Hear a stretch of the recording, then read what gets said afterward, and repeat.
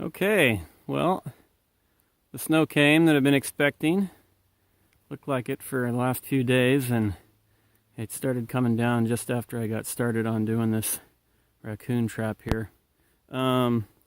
So here's what I got so far before I brushed it all in. I've had to make some adjustments, but I got called into work today right when I was in the middle of doing this project, and this is what I've got so far.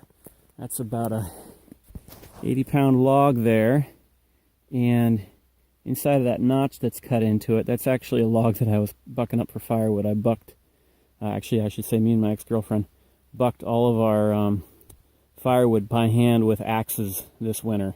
No chainsaw, no even pruning saws. So we wanted to get good with axes. I wanted to get good with axes, and she just took to it like a fish. So fish to water. So we used a hell of a lot of axes this fall and winter.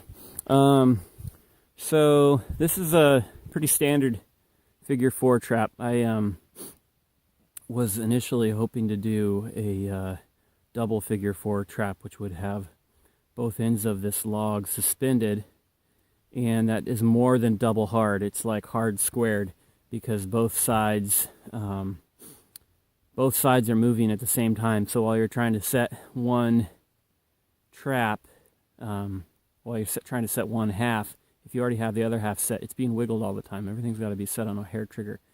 So with me having to get called into work, I ended up losing a few hours of the day on that. But a regular old figure 4 trap works pretty good. Back to that notch there, I'm going to be setting a small boulder in it to add some weight to there. Although, as it is, that log it's green. It's plenty heavy to kill a raccoon as it is.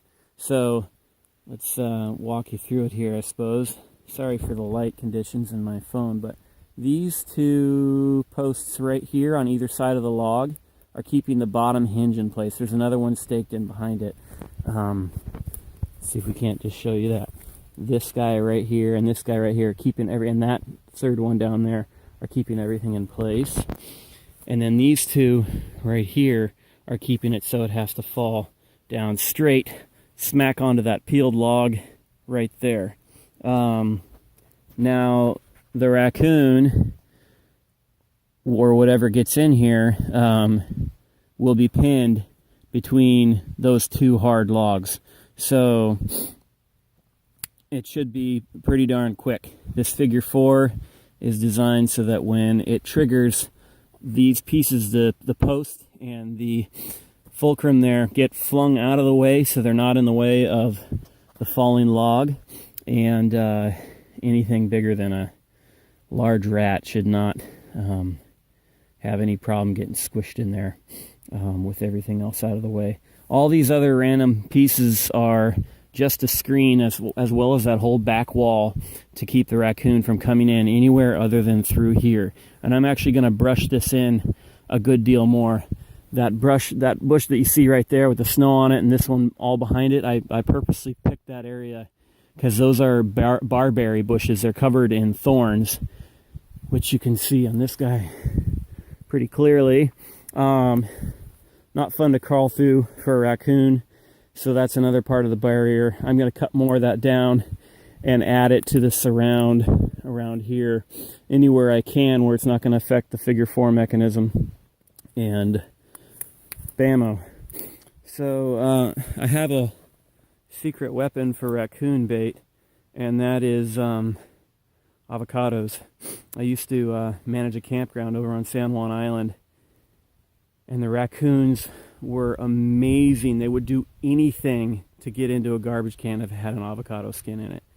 I saw it 30 or 40 times. The garbage cans would be opened up, and there would be avocado skins laying on the ground right in front of the garbage cans, until I ended up designing some kind of almost like an anti-trap to keep the lids closed on them so a human could open it but a raccoon could not. So I know darn good and well that they like avocados. If I was down closer to the water, I'd be using shellfish, something that's got an odor to it, something seafoody, because it's their natural food. But I don't know where they developed a love for avocados, but I've seen it here at home in my own compost pile, and eventually like, why are there all those avocado peels laying on the ground? They're just crazy about them.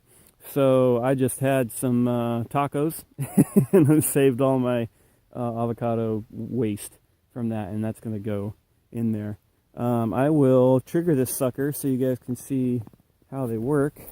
Get a long pull. That thing has already almost taken my hand off on it once or twice. So see if you got a good view. I have to squat down here. Do it from inside.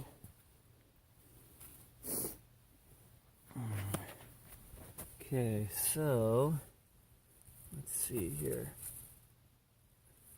Here is the trigger, the end of that sharpened stick right there. And bam. So, dead raccoon.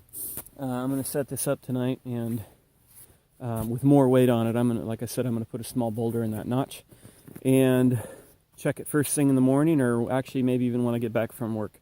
I've got to go back to work and deliver packages all evening for a side job.